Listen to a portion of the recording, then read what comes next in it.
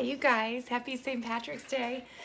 We are going to make corned beef and cabbage today, and I'm doing this sort of in, my way.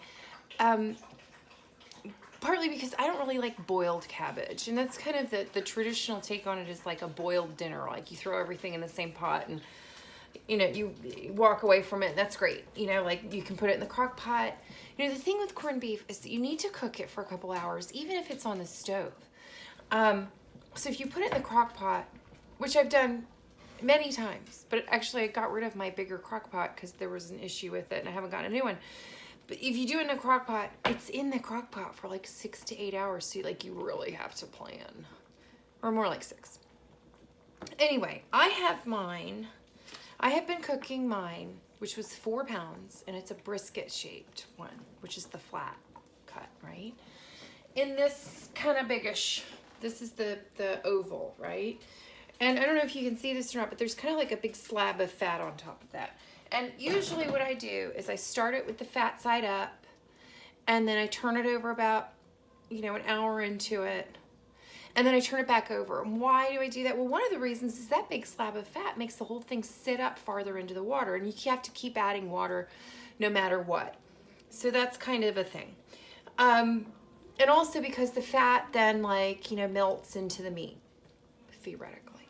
Now, another thing I want to talk about is the seasonings. They give you, and I kept this out just to show it to you, they give you this kind of like little seasoning packet here. This is not enough, okay? I mean, I know it's already been seasoned. It's been, and look, this is like, I kind of backtrack a little bit. This is just like a regular grocery store cryo-packed one. It is not, I did not corn this corned beef. I tried to do that one time and I don't have like a crock. I don't have a vat where we can keep everything, it tends to float. So you have to weight it. There's a whole thing. It's really complicated. If you don't do it exactly right, you have rotting meat in your fridge. Okay. So it did not turn out well for me. And this was a very long time ago, but I have not attempted it since. But anyway, these are the same spices that they use in the corning process. I'm going to open this up and I'm going to dump it in here, but I'm telling you, I usually add more than that because that's like maybe a tablespoon of spices total.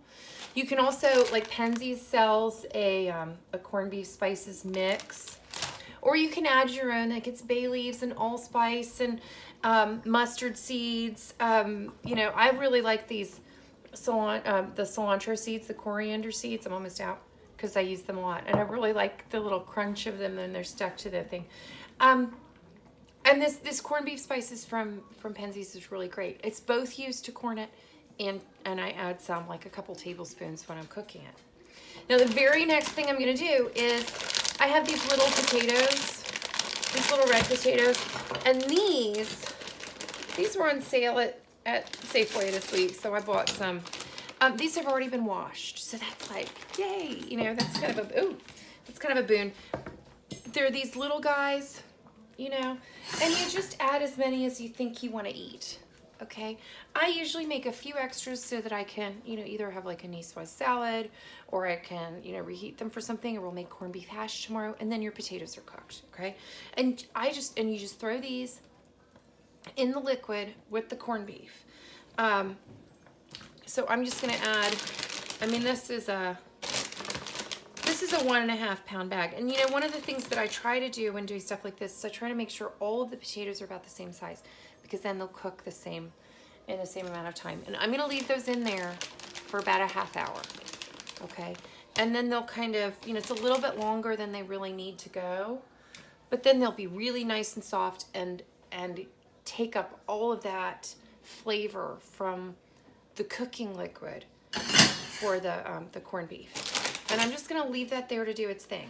I've been having it sort of, partially covered all day, kind of like a little sideways off the thing. Or not all day, but since 3, okay? And you can also, you can do this in your oven. If you wanna go somewhere and you don't wanna leave a thing on the, you can put it in your oven. And just remember what is simmering. Boiling is 212 degrees, and so you can put it in your oven at 250 and it'll do fine too, but with the liquid. So when that's all done, you know, you want to put it on like a board with a well, right, to slice it. And then I take the potatoes out and I put some butter and parsley on them. And it's so amazing, you guys. I didn't have any parsley, but I noticed yesterday when I can't remember. I was doing a little yard work, and I still have, it was Tuesday, I still have some parsley that's still alive. It made it through the winter. Parsley is amazing. And it's a biennial, so this is my last year with it, but you know, use it. You know, smoke them if you got them. So the next thing is the cabbage. And as I said, I don't like to boil the cabbage. I take another pot. This is the 3.5 quart. Oh my goodness. There's something really exciting happening in the basement on the TV. Instead, what we're gonna do is I have this nice small cabbage. And you know, even a small cabbage, we've talked about this with the herbs. Once you chop this up, it like makes this big puffy pile. This is, you know, I'm gonna take off the outer leaves. You know, this is a lot of cabbage, even though it looks small. It's smaller than my head, right? It's a lot of cabbage. Now, what we're gonna do, and of course, it's funny too. This is the last of the unsalted butter that I have in the fridge. The Irish, the Kerrygold butter. It's so good. So we're gonna take a couple tablespoons of butter, and I'm gonna toss this in this pan. Winston, off. And we're gonna turn that on kind of low just to melt the butter, okay? And I'm gonna take this cabbage, and I am going to, you know, big knife, I'm gonna cut it in half this way, right? So there's a little bit of the base, and I'm probably just going to use half of this cabbage because, you guys, cabbage, this is a lot of cabbage, okay? So do you see how there's this thing here? That's the stem. And what we're gonna do is as we cut it, I'm gonna cut it like I'm cutting for coleslaw. And what does that mean? I'm gonna cut it like kind of shreddy, okay? And I wish you could see my board, but I'll tell you, this is the way that Martha Stewart cuts her cabbage for coleslaw. So you can probably find that video somewhere. So I've cut it this way, okay? We've got these little bits. And then I'm gonna angle it. I'm gonna cut down towards the, on an angle, because what you're trying to avoid is that core. See, we still avoided the core. And I'm gonna cut a little bit more like that. A little bit more down. See? You sort of like slowly going towards that core without ever getting to it. You see, we're still not at the core. See? Oh wait, that's the core. There you go. Now the next thing you do though, there's still some here. So we're gonna go down that, lay it so that the core is sticking up.